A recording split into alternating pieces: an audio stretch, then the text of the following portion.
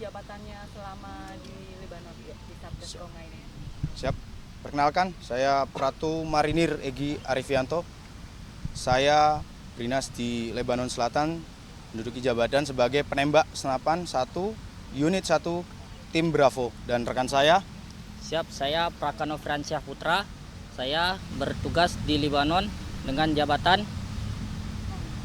penembak senapan Regu 3 Regu 3 di Lebanon.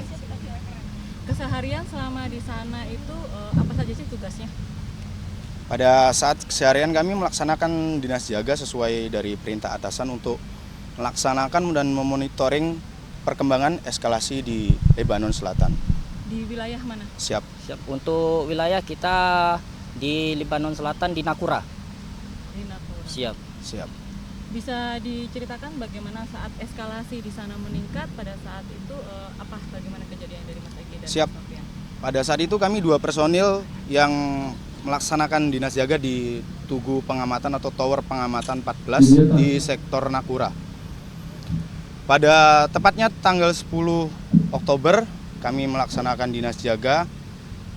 Itu sedang terjadi eskalasi yang meningkat. Wilayah Nakura sedang level 3. Kemudian pukul 9 pagi kami melihat atau memantau 2 pergerakan dari Markava yang keluar dari tembok Blue Line yang pada saat itu sebelumnya sudah dijebol oleh dari Israel. Setelah 2 Markava tersebut keluar dari Israel, dari tembok Blue Line tersebut, kami melaporkan kepada satuan atas. Dari satuan atas agar kami tetap memonitoring dari pergerakan Markava tersebut. Setelah itu, pukul 1 siang kami terkena impact dari ledakan dari airstrike jarak 400. Kami setelah itu kembali melaporkan ke satuan atas dan perintah dari satuan atas agar kami tetap melaksanakan dinas jaga di sektor tersebut dan mengawasi batas-batas Unifil agar tidak terjadi pelanggaran. Setelah itu kami melaksanakan dan memonitoring, kemudian jam 1 siang 2 Markava kembali keluar dari tembok Blue Line yang sudah dijebol. Total 4 Markava standby di depan tembok Blue Line tersebut. Disusul jam 2 Markava tersebut mulai melaksanakan pergerakan menuju sektor Nakura. Kemudian kami laporkan ke satuan atas agar kami tetap monitoring dan melaksanakan observasi agar tidak terjadi pelanggaran di wilayah sektor Nakura. Setelah itu Markava tersebut mulai mendekat ke arah kami dan pukul sekitar 5 sore itu intensitas serangan semakin panas dan semakin tinggi, disusul dengan tembakan artileri dan airstrike dari pihak Israel, kemudian dari Hizbullah melaksanakan membalas dengan tembakan artileri ataupun tembakan-tembakan ringan sebagainya. Setelah itu kami tetap memonitoring dan melaksanakan perkembangan agar tidak terjadi pelanggaran di wilayah sektor Nakura. Setelah itu pada malam hari, tepatnya jam 12 malam, kembali sektor kami yang kami jaga terkena impact dari jarak 200 untuk kurang lebihnya kemungkinan dari airstrike juga.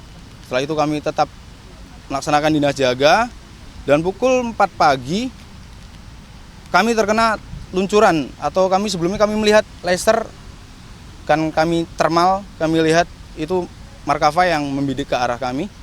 Setelah itu kami laporkan dan tidak lama kemudian kami sedang melaporkan ada luncuran dari 2 Markava yang mendekat ke arah kami dan kemudian kami mengenai tugu yang kami jaga atau tower yang kami jaga tepatnya di lantai 2. Kami melaksanakan dinas jaga di lantai 4, kemudian kami terpental ke atas, kemudian kami sekejap tidak sadarkan diri, kemudian kami tetap berusaha untuk melaksanakan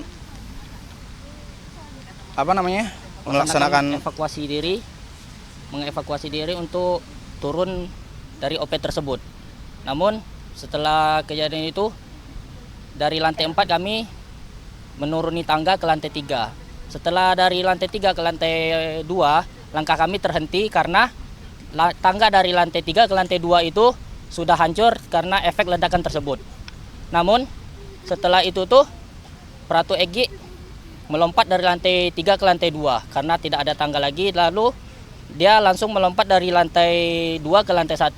Dan saya masih berada di lantai 3 dan saya turun ke bawah ke lantai 2. Pada saat di lantai 2, saya tidak menemukan celah di OP itu karena terjadi banyak asap di situ karena efek ledakan. Karena napas yang semakin menyesak, lalu saya naik lagi ke atas OP ke lantai 4 dan saya keluar menanyakan ke Pratu Egi. Pratu Egi, gimana cara kamu turun ke bawah ke lantai 1? Setelah itu Pratu Egi menjawab, di sana ada lubang bekas impact ledakan itu, Bang. Setelah itu saya turun lagi ke lantai 3 lalu melompat ke lantai 2. Setelah saya lompat ke lantai 2 baru saya melihat ada celah lubang efek dari ledakan tersebut. Lalu saya melompat ke lantai bawah dan saya bertemu dengan rekan saya Pratu Egi dan kami berdua bersyukur bisa selamat dalam keadaan sehat walafiat. Setelah itu dengan nafas yang terengah-engah dan kaki yang sakit, kami berusaha mencari bunker terdekat untuk mengamankan diri. Sebelum kami mencapai bunker terdekat, tim evakuasi telah datang menjemput kami dengan menggunakan kendaraan lapis baja. Lalu kami dievakuasi ke hospital, lalu hospital langsung menangani kami dan sekian. Berapa lama pada saat penanganan di hospitalnya? Pada saat penanganan di hospital kami penanganan itu selama 3 hari. Dan Markava tadi itu adalah tank. Siap. Tank dari Israel. Siap. Mungkin yang terjadi pada kondisi badan? Untuk kami sendiri, saat itu saya melaksanakan pengecekan di rumah sakit. Kaki kami sebelah kiri robek, setelah itu lutut kami juga terkena impact dari ledakan tersebut, robek. Kemudian di bagian siku kiri dan lengan kanan dan dada kanan kami. Setelah untuk bagian luar, untuk bagian dalam mata kami agak rabun dan setelah kejadian tersebut telinga kami berdengung dan napas sesak. Setelah itu diobservasi, kemudian alhamdulillah sudah sedikit membaik.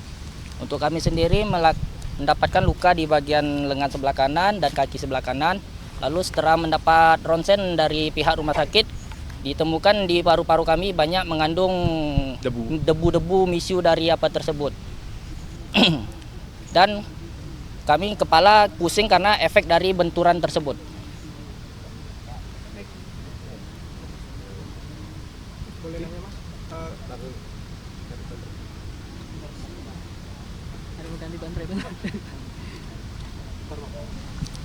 Saya dulu. Dari Keluarga. Saya dulu.